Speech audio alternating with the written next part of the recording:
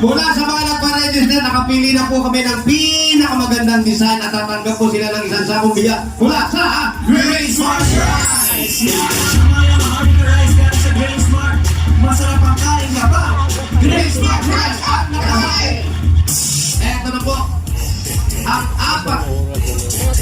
Salutaso na yan dito sir. Ito yung mga ating star witness.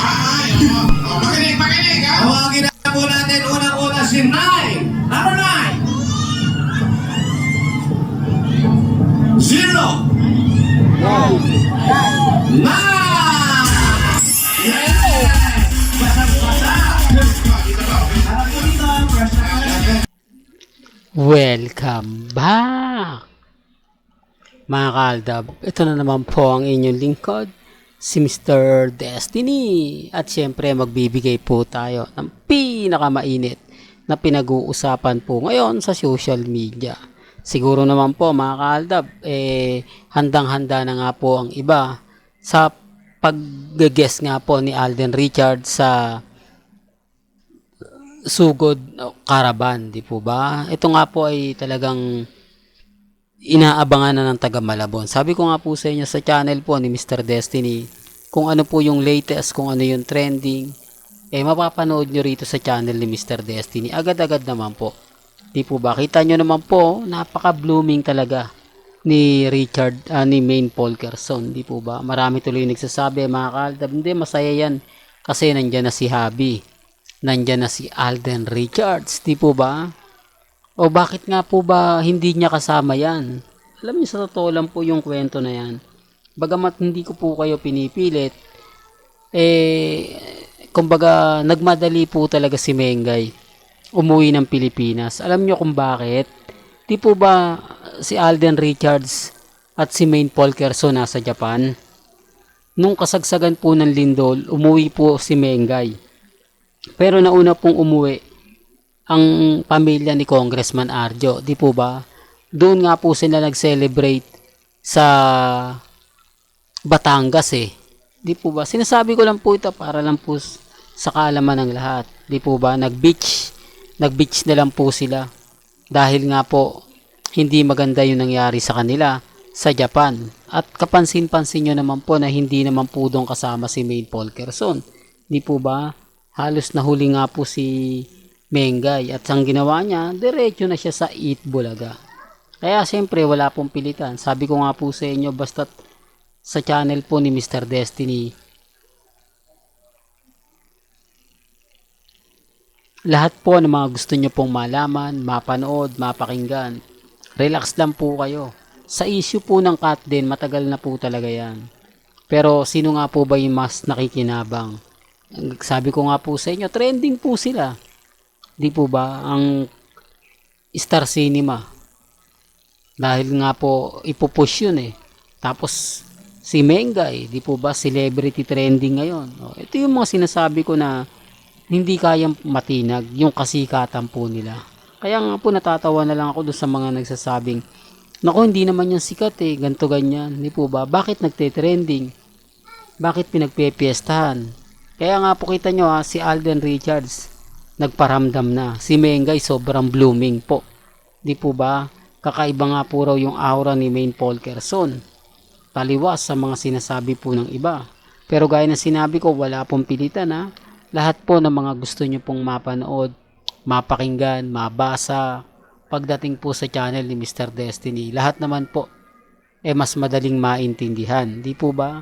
Sa dami po kasi ng mga bali-balita na hindi nga po maganda at hindi kaaya-aya, pabor sa mga Armain, pabor sa mga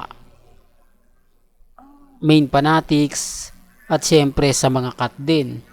Di po ba? Bagamat pati ako nababash na ginagamit ko daw po. Issue yun Hindi nyo po ba alam na sino nga po ba ang gumagamit kay Catherine? O sino nga po ba talaga yung literal na gumagamit? Sa tingin nyo, sikat na si Alden Richards, wala na po siyang dapat pang patunayan. Hindi niya na kailangan pang makisawsaw sa issue ni Daniel at ni Catherine. Kaya lang dinidikit po ng mga fans ni Catherine si Alden Richards sa kanila. Sila po talaga yung nagpapakalat. Kasi wala na naman pong, kumbaga, ipapangalan pa si Alden eh. Wala nang pong ibang ipapahayag pa si Alden dahil nagawa niya na eh, di po ba? Naibigay niya na yung husay, yung pagiging magaling na artista. Nakamit niya na lahat. Kaya papaano niya pang gagamitin si Catherine? Di po ba? Eh sikat na siya. Alam ko sa mga gumagamit lang po, yung mga walang palabas, yung bagsak yung career sa showbiz, o yung kababalik lang. Di po ba? Yung tipong may teleserye, kailangan mag-promote, may pelikula. Eh si Alden, kita nyo kahit po nasa ibang bansa, nagte-trending. At pag uwi nga po ng Pilipinas, ay agad-agad pupunta ng Malabon dahil sa guesting nga po niya. At syempre kakantahan nga po niya yung mga taga Malabon. Sinasabi ko lang po ito mga kaaldab para lang po klaro. Para lang po sa mga dumadaan sa channel natin at bumibisita. Wala namang pong pilitan. Lagi kong pinapaliwanag yan. Sa mga ayaw pong maniwala na kasal na sila Maine at si Alden, nire-respeto ko po kayo. Pero ang kagandahan naman po nito, never naman po na pinakilig ni Mengay ang Armaine.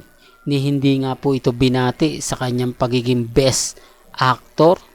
Ni hindi nga po na-promote ni Rhea Atayde si Congressman Arjo.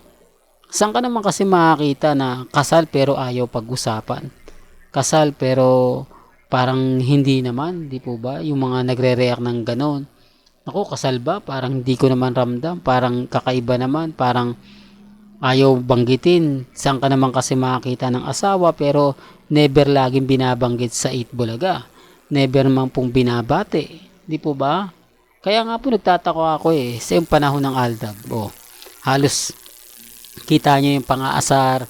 Kapag wala si Alden, si Maine lang, sasabihin ni Jose, ni Wally, may namimiss yung isa dyan, di po ba? Ayun, ilang araw lang po, kung matatandaan nyo, sa Mild Dives, di po ba, pumunta dun si Maine Polkerson, tapos nagtupis po siya, di po ba, napaka-sexy yung kulay dilaw na suot niyang swimsuit ata yun, o tupis, di po ba? Tapos yung pagbalik ni Mengay sa barangay, tapos si Alden nasa panel, natatandaan nyo yun, mga kaaldab? Alam ko, tandang-tanda to ng mga Aldab Nation. Alam ko, maraming magre-react sa akin. Oh, Mr. Destiny, yan yung naglalakad sila na, kumbaga, sobrang na-miss. Hindi po ba? Sabi ko nga po sa inyo, maging kalmado lang po kayo, maging kampante. Ako naman po, pagdating sa bagay na ganyan, binabalik-balikan po naman natin. Pero totoong nangyari. Pero totoong naganap. Ang punto ko ron, mga kaaldab, kapag ilang araw wala po si Mengay, sobrang nami-miss na ni Alden Richards. Sobrang iba na yung aura, tapos aasarin ka pa ng legit Tabercads. Di po ba? Ganun din naman po si Mengay eh. Kapag wala si Alden. Ito yung punto ron, mga kaaldab. Wala pa rin pong banggit pangalan. Hindi nga po binabanggit ni Mengay si Congressman Arjo eh, no? Ilang buwan na. Pero gaya ng sabi ko, wala pong pilitan ha. May kanya-kanya tayong opinion, may kanya-kanya tayong pananaw.